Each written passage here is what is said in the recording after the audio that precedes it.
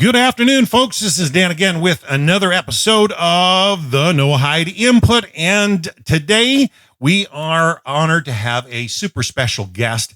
One to me that has been very inspirational over the last few years for turning to Noahide, and more so than that, weekly being there for support for everybody across North America with numerous broadcasts. We're going to continue promoting this NAN magazine. We've got another 9 days before our print determination deadline, and I'm trying to do all that I can. And folks, I am so honored today to have with me here in the studio William Hall from Tenak Talk. William, how you doing today? And I so appreciate you stepping in and being willing to do this show with me. I know how busy your schedule is. My brother, I really appreciate what you're doing. Ironically, the feeling that you expressed towards me about your excitement about being able to speak with me in person, almost like I'm a star. Well, I feel the same way about you. I feel the same way about a singer and about Michael, all these rabbis. And I'm thinking, I'm definitely the one I feel honored to be able to be interviewed. And I really appreciate your time, taking the time to make this wonderful, brilliant idea of the magazine. It's I can't even begin to express to you how you came about it so quickly, and so it's done so well. It looks like it's been around for years. I'm just saying. But thank you. I've been doodling around with a lot of CG for a lot of years, and I've worked with some of these templates in the past. But, I was sitting around quiet one day in late May, and I was playing around with a template. I thought, hey, what about North American Noahide? All right, we'll just call it NAN. And then I put this little post, and a lot of people showed interest, There's always a beginning to every story. And, I was honored to have you share with me the beginnings of Tenak Talk, and we made that the center spread. And this is why I really would love to see this magazine go to print, because if you pop it open, the center spread is usually something that you want people to focus in on, because that's usually the first place a magazine falls open. Yeah, the cover's great, and the back cover you want people to see, but they usually first thing they open, boom, right in the center. And I thought, who better? Who's doing the most work here? Who's on the front lines of being a Noahide? And it's you. I know that there's a lot that goes on with Rod Bryant down in Nativ, and he's critical for everything that's going on. And Texas is just such a hotbed. But yourself, you're a frontline warrior per se, always sharing. And I thought, it'd be honor if we could get him to share that story. And do you feel free to talk a little bit about that? Because it's all there in the magazine, folks. We're going to post a link down below so you can actually click on the magazine, see it in digital, and see the article in person. But William, you shared exactly how Tenak Talk came into being, and especially how the critical friends of yours were necessary in taking it to a next step. Right. They definitely played a major key part in the unfolding of this whole thing, for sure. One thing that I want to just for all the viewers, and this is for every future show of yours too. So you did a great job with our initial interview to get the story, and I know that people are going to say, "Wait, he said this, but the paper said this." Listen, I was interviewed one time by Channel 7 News, Fox News in Austin about 3 years ago because of a massive flood we had here. And she asked me specific questions, and I gave her the answer. By the time she got back to her Channel 7 newsroom, they had lost translation or context of things. And I was like, wait, I didn't actually tell her. It wasn't bad. That's not what I said, though. So if you guys happen to hear or see anything slightly variant, it's just the way news works. And this is in the news world.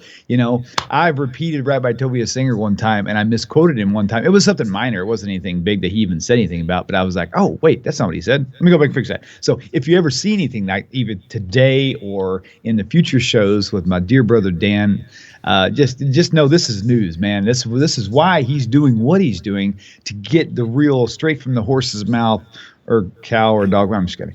So yeah, trying to make a little journalistic about what is Noahide. That's why I called it North America Noahide.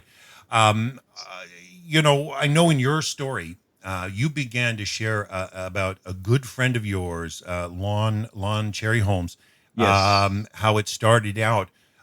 he was trying to get you to listen to Tovia Singer. Now, I'd been a Christian educator and somebody who had listened to Oh, Tovia early stuff and some of earlier Rabbi Skobach stuff. And, when I was a Christian, you're always like, these are educated men.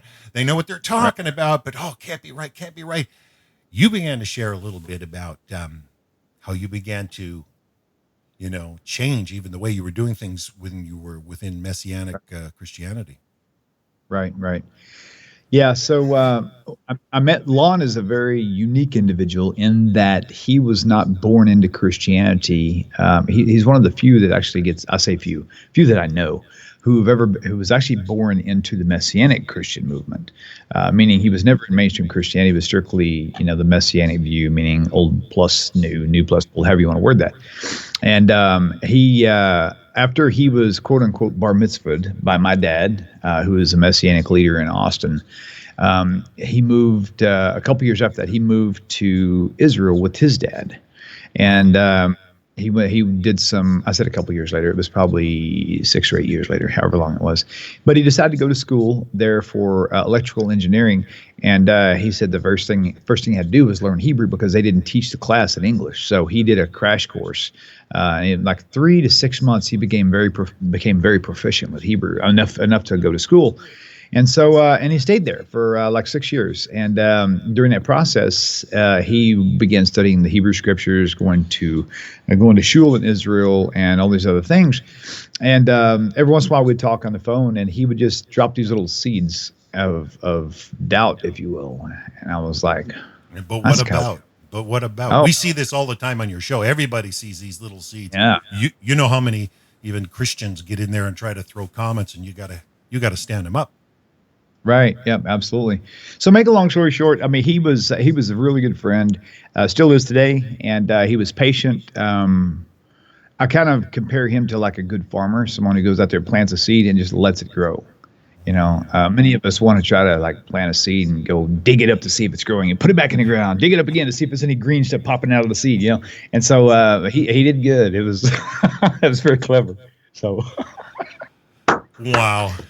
Well, I know he's really impacted your life. I also was able to, since this magazine launched, you also mentioned a gentleman named Justin Karp, and I had spelt his last name wrong in the magazine, but I had made friends with him on Facebook, on social media.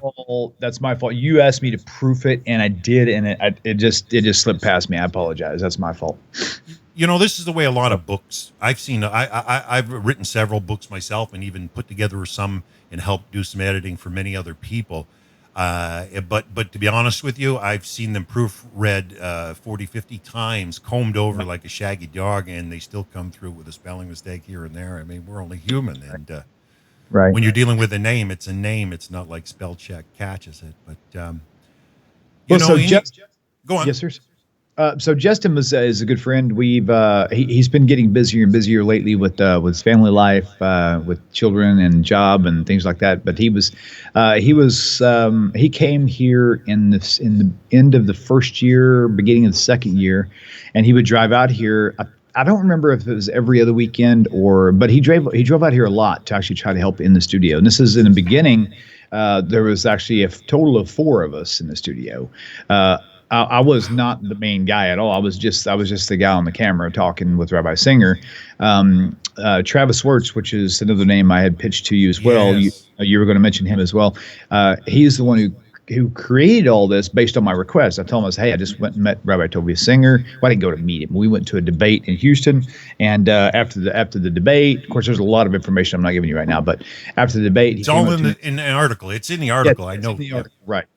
Right. So and he asked to do the show, and so I called on my way home from Houston.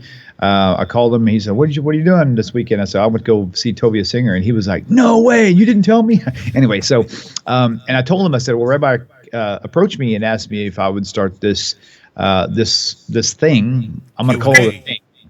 And a Q&A, like a Skype Q&A session to do something like that on a weekly basis.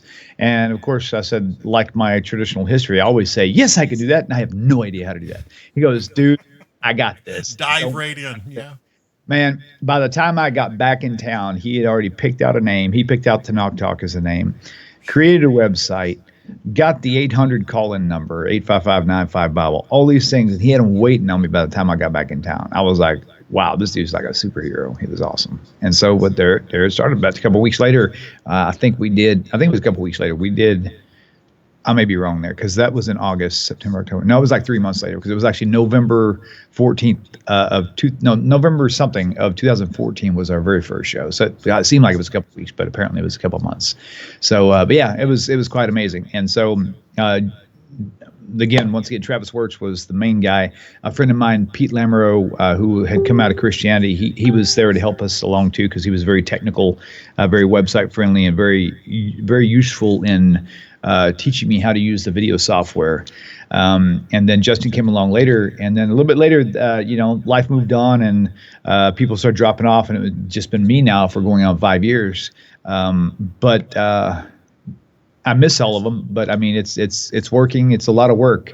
I mean, I'm staring at six monitors right now and 2 computers and 6 cameras, and I wished I had about 4 more arms to be able to a couple more brains to do this.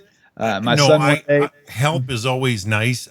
Software is so advanced, so that it makes it viable. But I love the way you humbly talked about it in the article in the early days, that it was all that you could do to just be the host and actually try to talk and interact. And when you and I did that interview, you were kind enough to. We talked a little bit about the flavors of each and every rabbi, a little bit that you do classes with and lessons and broadcasts from, and how each and every one of them has their own unique teaching style, their own unique style of interaction. People are starting, I can tell, they're embracing more the way you and Rabbi Federo just come together on those Monday night classes. You mix it up a little, you interact, you get the little finger dance going, and you have a good time, and it brings out a good message. But I mean, so many people tune in for Rabbi Tovia Singer, and we know that, and he has that style. You can tell he likes to record, pre-record, and share. Knowing a little bit behind the scenes, a little bit how these rabbis function can enable us as students. I mean, I have the honor, I do sit in several times, sit in Rabbi Skobak's private classes that he holds, and it's just such an honor to hear him teach with the wisdom he does. But you've been doing this. You're narrowing in on 700 episodes, right? Yes, sir. Did you ever imagine? Did you ever imagine it was going to go on this long? And honestly, I just knew that when it started, I really knew deep within from the moment we got it started that it would not end. I didn't know what numbers that meant. I didn't know, because at first, if for some of the long timers, they'll remember that we were 30 episodes in with Rabbi Singer before Rabbi Skobak came in. And so at the time, it was just one show a week, and that was with 4 guys. Oh my God, could you hear that? Wow, that was one show a week with 4 guys in the studio, and then now I'm up to like 7 shows with 1 guy in the studio, and so it's definitely dynamically changed. But I just knew in the beginning that once it began, that it was something that needed to continue, and I wasn't about to stop it, even if it was a one man like soul. I knew that whatever was going to happen, that Hashem was going to provide for it. Either I was going to get rich and start making lots of money so I could pay for it myself, or donors would come in and start paying for it, or helping me pay this thing out. But either way, even if God forbid, if we lost all donations, I would see to it to make sure the show continued, even if it meant working 2 jobs. I mean, it's got to continue. It has to. Yeah, and you know what? We've all seen. You've built this new studio. You've upgraded computers. Like you say, you've got 6 monitors on the go. You're spending so much time. Most people don't realize. I don't know about you, but sometimes I've had to spend as much as an hour before a broadcast to actually set it up. And you must with what you got. But you had mentioned that there were some days that you would go from 7:30 in the morning till 10 p.m. at night. You'd have 9 shows, as much as 9 shows in a day. I don't think people realize how much of your heart and soul you've poured out into this. And I really, anybody listening, anybody watching this episode, I really would, before supporting this magazine, I'd love to see you support Tanakh Talk, folks. So, do go to his website, tanaktalk.com. Click on the donation tab and please donate to this show, because William's still paying off this studio that he built. He actually did the drywall. He put the green screen. He's done all the beautifying. He's just telling me today he hired a new cleaner named William Hull. Cleaning lady Named William Hull. Yeah. Oh my gosh. It's amazing how every time you do one thing, it triggers 4 or 5 things. And that was just like something I never imagined. And so I actually am going to start paying Sarah and my daughter to start coming in here once a week to do dusting and sweeping and organizing, keeping things in order. Because it's like, me. Anyway, that's a different thing. But that was a funny conversation. But still, okay. Yeah, I know in the article, the best part I like about it is how you were just mentioning to us about how you went down to Houston to see, Tovia Singer. But to back it up a little bit, you had met Rev Yitzhak Michelson before that, Ira. Right. That's yes. Yeah. And that's kind of a catalyst. I mean, so people, if you don't know who Rev Yitzhak Michelson is, he does that show. You did Kabbalah 101. What was right. The Science of Kabbalah? Right, and we've actually decided to well, actually, I'll tell you that real fast. I'm going to rewind.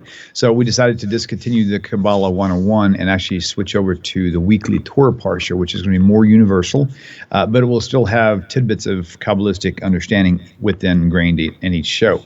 And so to give the credit, what I want to give the credit to him is he was the very first, besides Lon.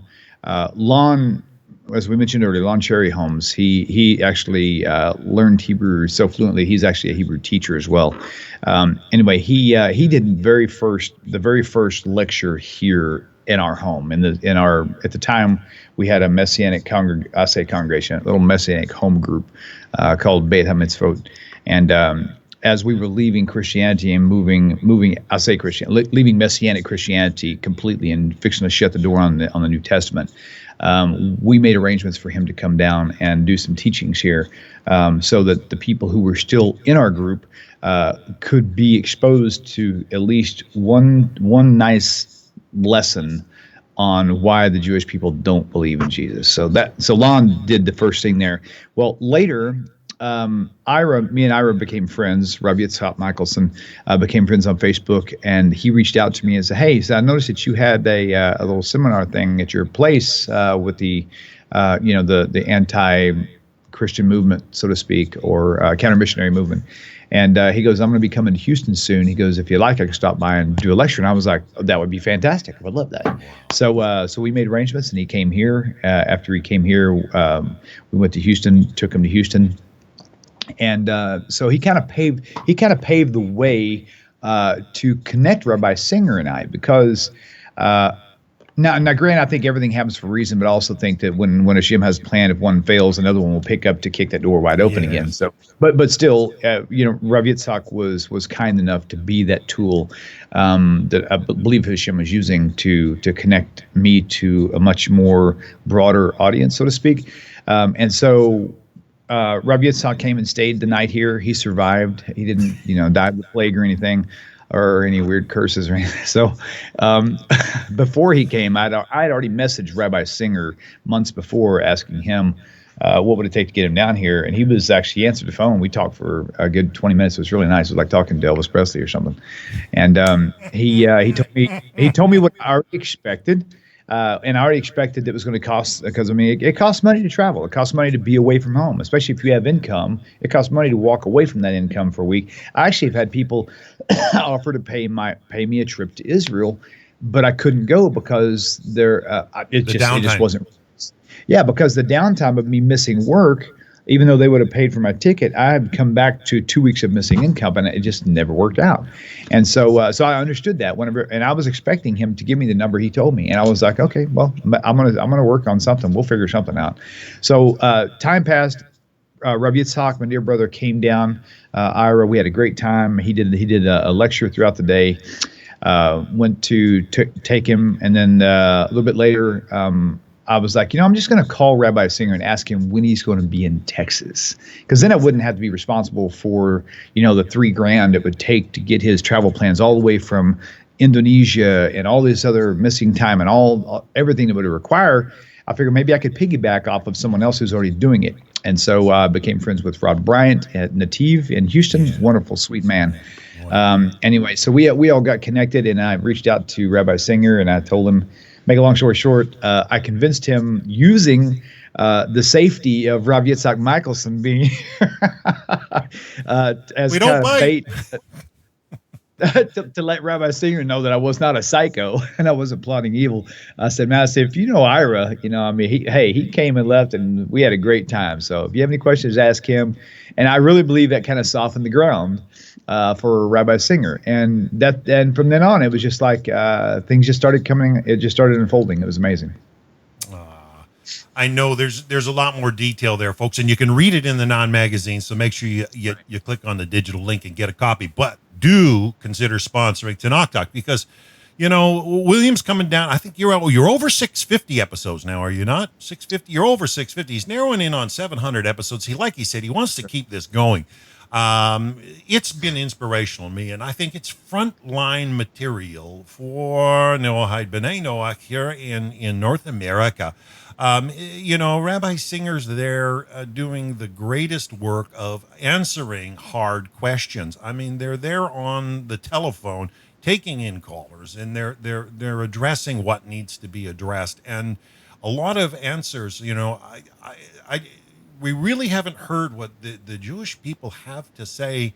For the last couple thousand years, they've been persecuted, and they've been run abroad throughout the planet. And it's only in these last couple of decades that they felt comfortable in their own homeland to begin to share what they're birthed for as a nation. And I am just so overjoyed to be friends with William, to actually hear these loving rabbis that, Rabbi Singer's now made Aliyah. He's in Jerusalem. I actually got a selfie last week sent to me from my rabbi in Jerusalem who was walking down the street.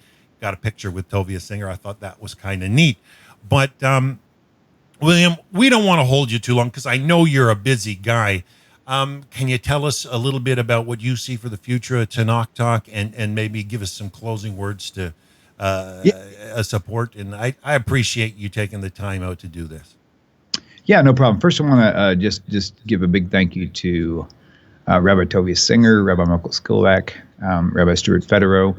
I think those are really the three core teachers that we have that will probably, even if some of the other rabbis fluctuate in and out, and I swap out different rabbis from time to time, I think those three will probably always be the core group of. They would be the they'd be the Holy Trinity.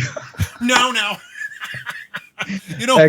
I enjoy Rabbi Schulman. I like he's such an intellectual. I like Rabbi Kaufman. I mean, Rabbi Kaufman's got some wonderful things sometimes. I mean, and don't kid yourself. I really do love Ira Michelson's material. He's got some great stuff. Right. So Ira, some people, maybe a lot of people don't realize, but Ira and I, or Rav Yitzhak Michelson and I, it's his. He keeps saying it's our radio show. It's not ours. It's his. He's just being nice. But anyway, on Israel News Talk Radio, we still have the Kabbalah 101. The Science of Kabbalah on Israel News Talk Radio that is hosted every week. Now, I'm not always on it because sometimes my schedule conflicts with our recording times. But yeah, he will. I should say I should definitely include him because honestly we're really good friends, and I don't ever think we would ever stop teaching and sharing episodes together. He's such a great tzaddik. I love that guy. And so moving on to your question about the future of Tanakh Talk, I still feel the same today as I did 6 years ago with what my aspiration for Tanakh Talk is. Okay, so one of the things that that was a very helpful tool for me in study. I won't say coming in, leaving, going out, climbing out of the roof. I'm just saying in study in general, one of the best tools that I had was a resource was Chabad.org. Yes. And so even to this day, I listen to around 10 to 20 different lectures a week on each week's Torah portion. I've been doing it for the past 6-7 years now. Even stuff I've heard already, I'll go back and re-listen to them again to kind of try to remember it better, to try to really gain understanding. And so if you've ever been to Chabad.org, their resources are not just audio files. They have audio, they got video, they've got teachings, lectures, they've got seminars, it's literally an endless resource of Judaism, so to speak. So ideally, one of these, maybe, I don't know how long it's going to take. It could take 5 years, could take 20 years. But ideally, I know as Tanakh Talk stays afloat, I'm going to keep adding to it the best I can, and trying to keep increasing the resources that will be available. Most of which will probably be video, but maybe later on, if I'm fortunate enough to run into some other techies who can somehow jump on board, and we can figure out another way to make Tanakh Talk website even that much greater, to be more of a great resource. But at the end of the day, I just want to keep building up. One thing a current thing I'm trying to develop, that actually started about 3 or 4 years ago, was the weekly Parsha. Because back to Chabad.org, that's what I went for. I wanted to go every week, every Torah Parsha. I wanted to have like at least 5 or 10 lectures I could listen to from different rabbis. I don't want one person's opinion. I want everybody's opinion. I can kind of come up on. So that's kind of a key thing I'm really focused on now, which is where Rabbi Yitzhak Michelson is going to come in handy. I'm also going to bring in other rabbis as well, like I used to, and have a variety of rabbis doing different ones. And so, just to try to build up the database and to build up the resources for people.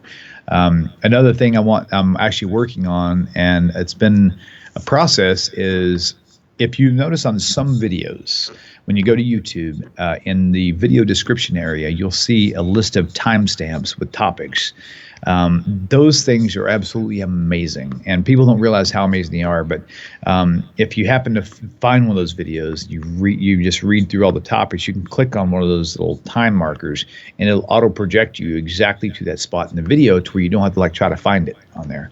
And so but it takes a long time for me to go back and re-listen to the video, because I can't do it when I'm actually recording. That's right. So I've got to go back and re-listen to it and just find all the topics, write down the time markers, and then I've got to edit them and put them back in.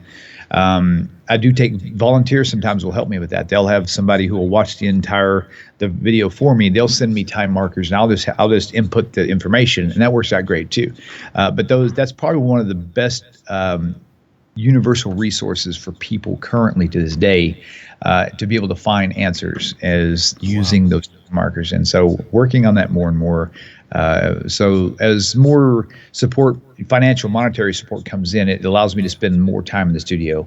But until then, my wife's a stay-at-home mom. We're homeschooling kids. I'm in construction. I've got one income, and it's limited. And so I'm having to balance it out the best I can. So as time goes on, there'll be more resources and more bells and whistles, if you will, that people will really, really appreciate. And that's kind of my goal. Well, before we go, because I know your time's precious, and I know you got another appointment, but you also developed, I think it was Rabbi Federo who talked you into developing something on social media. You did a group on Facebook called Tanakh Talkers. And I know you got several hundred people that just jumped on board. I was working with you a little bit as admin in the early stages. I was trying to, welcome another 30 people, another 40 people, another 25 people. People were just signing up.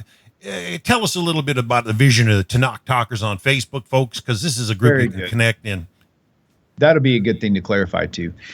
So yeah, this was definitely so how do you say that word, solely the idea of Rabbi Stuart Federo. Now, in a couple years past, there's been talk between me and others, and me and even other rabbis mentioning back and forth of some sort of a group, but we didn't have anything pinned. Right. But Rabbi came up with the idea of having something that would connect people geographically to find out where they're at and how they can meet up. And so Tanakh Talkers, a big shout out to Brock. I'm drawing a blank on his last name. Sorry, I need to look that up so I can tell you guys. But anyway, this guy Brock, he took the initiative to go ahead and create the group for me. And once he got it created, he handed it to me, and he did a great job. I was like, wow, it's a good thing he because it would have taken me a lot longer to get to it. Right. So thank you, Brock. That was wonderful work you did. And so, but the vision of the group is primarily, there's multiple reasons. Primarily, it is to let people see the demographics of who's watching from where. Maybe they live 3 towns over or even in the next state, but they're on a border and maybe they're going on a trip and they say, hey, I know so-and-so lives here. So it's a way to connect people geographically and potentially to make real world friends with people. Right. That's kind of the primary goal. Now, there's going to be there's a lot. I'm having to put in a lot of rules because there's like on Tanakh Talk. For the same reason I have to choose carefully who I have on the show, and even unfortunately who I don't let on the show, because of my core understandings and the way I see the Tanakh Talk overall. Yeah. And likewise, the group has to be handled the same way. So I'm having to apply certain guidelines and rules. Some of them are very, very specific, because I want to make sure that we always maintain a state of peace. This is not a place for debates, or it's not a place for Orthodox, Reform, Conservative wars, nothing like that. This is strictly to connect people so they can learn to love people who are coming out of the church and meet with people. There's if you have a question, if you have a literally sincere question that somebody hit you with and you need to ask it, put it out there, and we'll do our best to answer it. And then we've got rabbis on board who will also assist in that department. The difference between this group and a lot of other groups is I've restricted even the rabbis. No advertising. No, don't put up your videos. The only thing that you'll see on the channel is activity from the Tanakh Talk show. I've got great moderators on there. Deanna Merletti, she's my primary one. Julie's one. Some of the rabbis are, and they're doing a really fantastic job of keeping on top of things. I mean, they're very well trained. One thing I've noticed is some of the best people to moderate anything is a school teacher, because they have to really be able to read people. And it's like, wow, I was like, man, thank goodness for the moderators and the admins. I couldn't do that myself. So there's a lot of tight rules, but people still, they're going to have a good time, and they're going to find the support they need, and they're going to connect with people, on the map, and find out how they can hook up with new people and how to meet new friends. And that's kind of it. There's a big fear amongst, I'm guessing Noahides is the right word. It could be Ger. Noah, yeah. Whatever you want to call it, right? But one of the big reoccurring themes is what's going to happen to my children when they get older. Right. How are they going to find a wife or a husband? And so, and the whole ethics. I mean, we're not Jewish. You can't go to a Jewish community that easily. It's tough to integrate. Most of them don't know what to do. I've talked to many B'nai Noach that have gone to a synagogue, and the rabbi is not trained specifically to deal with B'nai Noach, so they're like, I don't know what to do. They're always kind and friendly, polite.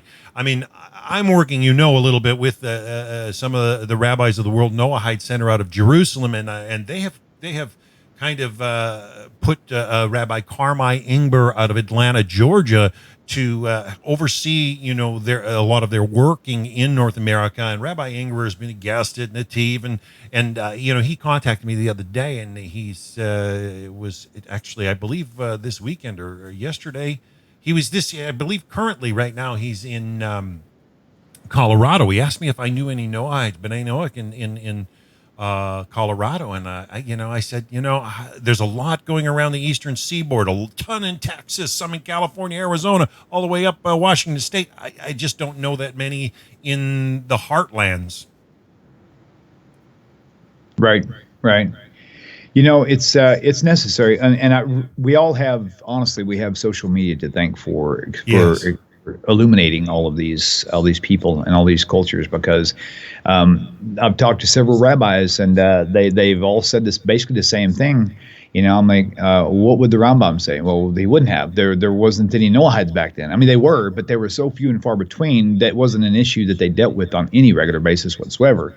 And now they're coming out of the woodworks because we are all connected now through the internet, and so now for the first time in world history, there's a major outpouring of non-Jews leaving the church. Yeah. Let's face it, during the Rambam's time, have you ever read the book? I think it was called The Boy from Cordova. The Rambam, he himself left Spain and went to Egypt. I mean, this is just conducive to that time. But now that the Hebrew people have their homeland, and you start to see them begin to shine, and the rabbis here in North America begin to shine more, and people like yourself that step up.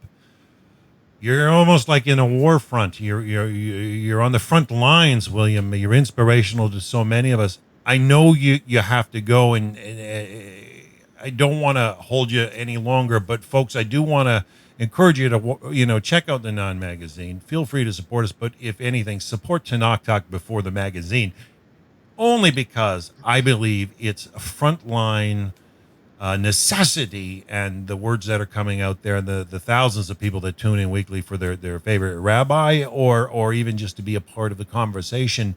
William's pouring out his life's blood, his heart and soul. He's built a studio on his property, and folks, this should be easy enough. If just 5,000 people stepped up and paid a couple of dollars, he could probably help pay it off. And just please feel free, go to tenaktalk.com and donate. But William, any closing words, because I know you have another appointment. I don't want to hold you. I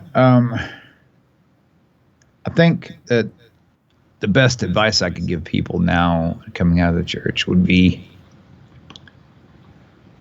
like with relatives, especially. Be patient, understanding, and very, very careful.